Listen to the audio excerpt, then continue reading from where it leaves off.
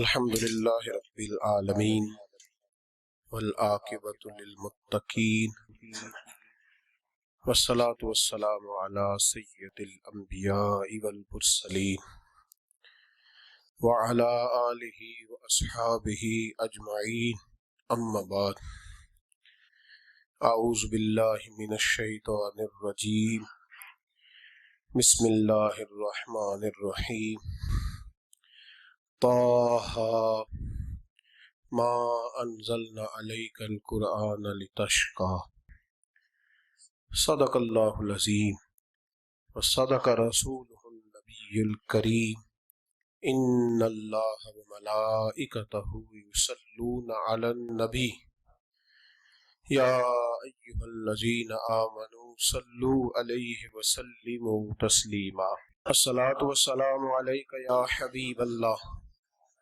وعلى آلك وأصحابك يا نور الله اللهم صل على سيدنا ومولانا محمد معدن الجود والکرم وآلہ وصحبہ وبارک وسلم۔ تمام تعریفیں حمد و ثنا اللہ تعالیٰ جل مجدہ الکریم کے لیے، ہر قسم کے درود و سلام نبی رحمت سید عالم صلی اللہ علیہ وسلم کی ذات والا صفات کے لیے حمد و صلات کے بعد، انسان کے پاس جو سب سے بڑی دولت ہوتی ہے وہ ہدایت کی دولت ہوتی ہے۔ اس کے پاس جو سب سے بڑا خزانہ ہوتا ہے وہ تقوی کا، پرہیزگاری کا اور اللہ کے خوف کا خزانہ ہوتا ہے۔ جو لوگ ہدایت سے، تقوی سے، پرہیزگاری سے دور ہٹ جاتے ہیں، ان کے پاس ذاتی گوشت پوشت تو باقی رہ جاتا ہے، لیکن روح کا سکون، قلب کا قرار، یہ چیزیں ان سے رخصت ہو جاتی ہیں۔ یہ جو لوگ شکایت کرتے ہیں کہ سارا کچھ ہونے کے باوجود میں پریشان رہتا ہوں، تو اس کا پس منظر یہی ہوتا ہے کہ ان لوگوں کی روحانی زندگی بے آباد ہو جاتی ہے، وہ پریشان ہو جاتے ہیں۔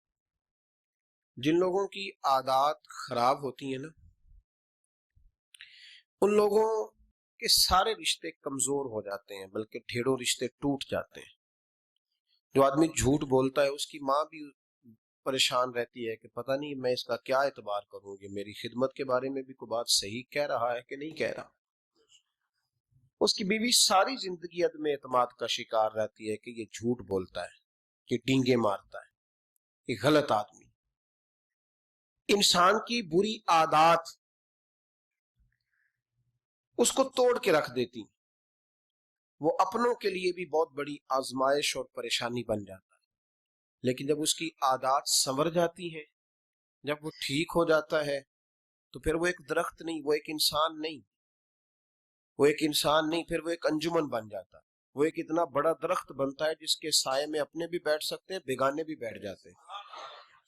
وہ پھر اپنی ذات میں ایک پوری انجمن رکھتا ہے جس کے فیض سے بے انتہا لوگ مستفیض ہوتے ہیں۔ کئی اور بھی آ کے اپنے نہیں ہوتے، پر وہاں تھوڑی دیر چھاؤں میں بھی بیٹھتے ہیں، انہیں پھل کھانے کا موقع بھی ملتا ہے، اور اگر کبھی مانگ لیں تو درخت ان کی جھولی بھر بھی دیتا ہے۔ شجر سایہ دار، جن کی عادات سنور جائیں۔ اللہ تبارک و تعالیٰ نے جتنے انبیاء کرام علیہم السلام دنیا میں مبعوث فرمائے، وہ سارے لوگوں کو ہدایت کا رستہ دکھانے آئے، عادات سنوارنے آئے۔ ان کا مشن یہ تھا کہ تمہارے اندر جو کمزوریاں ہیں، جو قباحتیں ہیں، تم نے خود اپنے لیے جو بہت ساری چیزیں جمع کر لی ہیں انہیں چھوڑ دو، بچ جاؤ گے۔ پھر اللہ تبارک و تعالیٰ نے فضل فرمایا، اور جب سلسلہ نبوت کو ختم کیا تو امام الانبیاء کو مبعوث فرمایا۔ رسول پاک علیہ السلام ہدایت کا عالمی منشور لے کے دنیا میں آئے، اور پوری دل جمی کے ساتھ، دل سوزی کے ساتھ، ہمت کے ساتھ، تگ و دو کے ساتھ، اور پوری منصوبہ بندی کے ساتھ میرے نبی کریم نے اس پیغام کو پہنچایا۔ ایک تو ہے دل جمی، دل سوزی، ہمت، جد و جہد کے ساتھ دین پھیلانا، اور اس کے ساتھ ایسا نہیں کہ بے معاذ اللہ بے ہنگم جد و جہد۔ نبی پاک نے منصوبہ بندی والی جد و جہد، ایک ترتیب کے ساتھ جد و جہد، اور وہ جو پیغام محبت حضور لے کے آئے تھے اس کے لیے نبی پاک نے کوشش کی۔ ایک ہوتا ہے میری طرح کا آدمی جو تقریر کرتا ہے، نماز پڑھا کرو، روزہ رکھا کرو، صحیح ہو جاؤ، ایک وہ شخص ہوتا ہے۔ لیکن ایک ماں ہوتی ہے، ایک باپ ہوتا ہے۔ کسی نے باہر سے آ کے ابا کو بتا دیا کہ آج میں نے تیرا بیٹا دیکھا ہے، وہ کالج کے باہر سگریٹ پی رہا تھا۔ اب ابا صرف تبلیغ نہیں کرتا، اماں صرف تبلیغ کر کے نعرے لگوا کے چپ نہیں کرتی، بلکہ وہ سمجھاتی بھی ہے، اور رات کو مصلے پہ بیٹھ کے روتی بھی ہے، یا اللہ میرا لال ہے، مہربانی کرنا۔ खुदा बंदा करम फरमा दे, अल्लाह इसे सवार दे।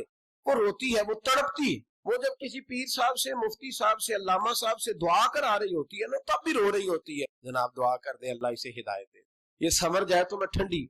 बहुत सारे ऐसे तकरीर करने वाले लोग होते हैं कि जिनके अंदर होता है जज्बा, बहुत सारे लोगों में होता है, लेकिन अक्सर अक्सर ऐसे होते हैं कि जो बस ठीक है वक्त गुजारना है, 1 घंटा बात कर दी है, वो जज्बात नहीं होते, वो दर्द नहीं होता।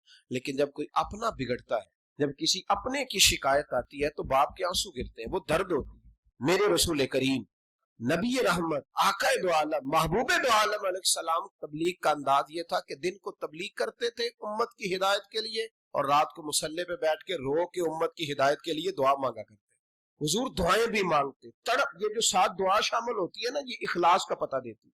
ये कहती है कि नहीं, ये जो मिशन है ना, इसमें कुछ हुस्न है, इसमें कुछ वकार है। और रसूल करीम नबी रहमत सल्लल्लाहु ताला अलैहि वसल्लम ने जद्दोजहद के साथ दीन फैलाया। अल्लाह करीम जब हुजूर की बड़ी जद्दोजहद को मुलाजा फरमाया, तो रब करीम ने फरमाया, ताहा मा अंज़लना अलैकल कुरआन लितश्का, महबूब आप पर इसलिए कुरान तो नाजिल नहीं किया था कि आप मुशक्कत में पड़ जाए।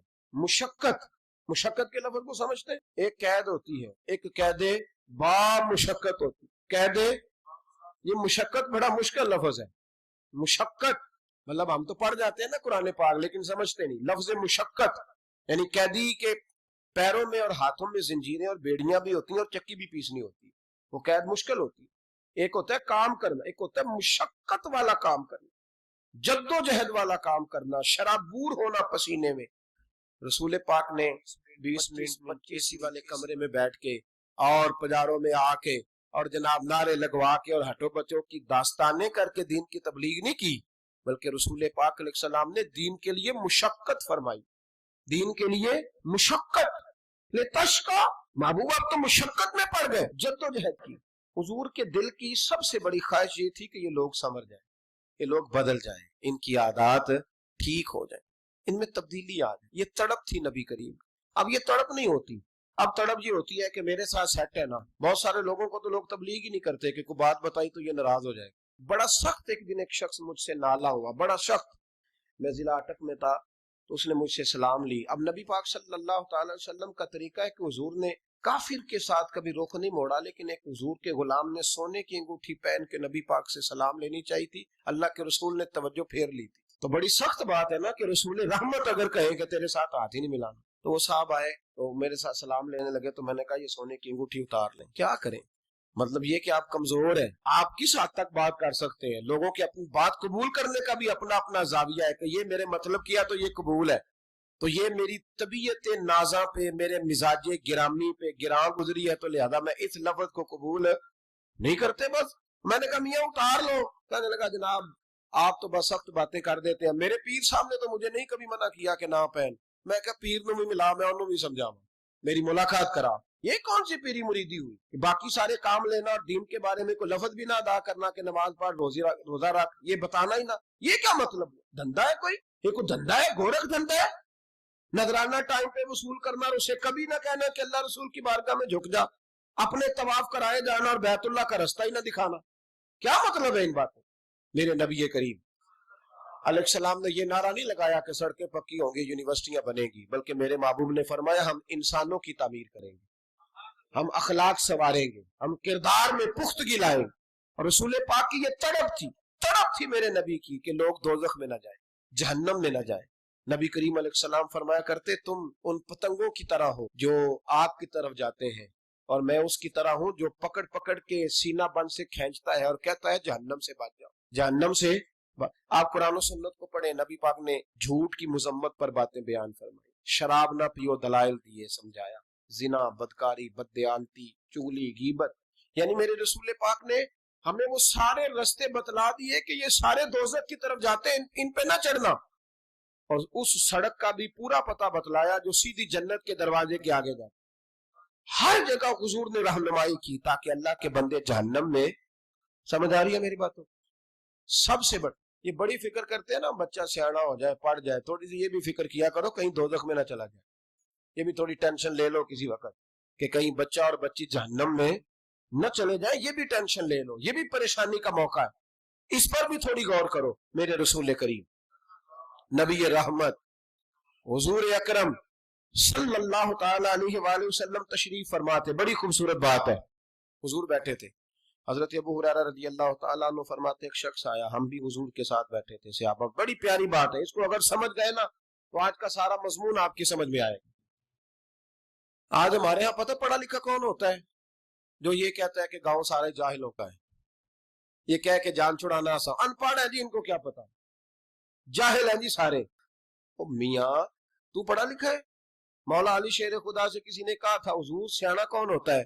فرمانے لگے عقل مند وہ ہوتا ہے جسے جاہلوں سے گزارا کرنا آ جائے, جسے ان پڑھ لوگوں کے بیچ رہنے کا سلیقہ. میں نے بی اے کیا ہے, میں نے بی بی اے کیا ہے, میں نے ایم بی اے کیا ہے, یا میں 2 4 5 بڑے لوگوں میں سیاںا ہوں. یہ جاہل ہے سارے. سبحان اللہ. یہ کہہ کہ جان چھڑانا تو آسان ہے, لیکن کسی جاہل کو دین کی تعلیم دینا مشکل ہے, اسے آداب زندگی سکھانا یہ مشکل ہے. جو لوگ روز ٹریول کرتے ہیں نا جہاز میں, ان کو پتا ہوتا ہے سیٹ کون سی ہے, بیٹھنا کہاں ہے, آنا جانا کا سارا پتا ہوتا ہے. میں اکثر یہ مثال دیتا ہوں, میں کہتا ہوں کہ وہاں میں نے بہت سارے نوجوان دیکھے ہیں بالخصوص حج عمرے کی فلائٹس میں, ان پڑھ بزرگ بوڑھے باپ دیہاتوں کے, جب وہ چڑھتے ہیں نا اس کو نہیں پتا سیٹ نمبر کون سی ہے. ہم تو بس میں بیٹھنے والے لوگ ہیں بھائی دیہاتی, تو بس میں تو جو سیٹ خالی ہوتی ہے اس پہ بندہ بیٹھ جاتا ہے. تو بزرگ کئی دفعہ بیٹھ جاتے ہیں. اب وہ جو نوجوان اس محلے کا اس علاقے کا ہے نا, وہ مذاق اڑا رہا ہوتا ہے, دیکھو یار کیا ہماری پتہ ہی نہیں جی, ان پڑھ ہے جی, خبر ہی نہیں. اور میں نے کہا وہ تو ان پڑھ ہے لیکن بڑا جاہل اس وقت تو لگ رہا ہے, اس وقت بڑا جاہل اور ان پڑھ تو لگ رہا ہے. اگر تو ہوتا پڑھا لکھا تو جب تو نے اپنے علاقے کا بوڑھا دیہاتی بابا دیکھا تھا تو اٹھ کے جہاز کے دروازے پہ جاتا, اس کا بازو تھامتا, اس کا سیٹ نمبر دیکھتا, اسے بٹھا کے آتا, اسے بیلٹ باندھ کے دیتا, پانی کا گلاس پلاتا, اور پھر تو اسے کہتا بابا جی میں اس سیٹ پہ بیٹھا ہوں, کوئی ضرورت ہوئی تو مجھے دوبارہ بھی بلا لیجیے.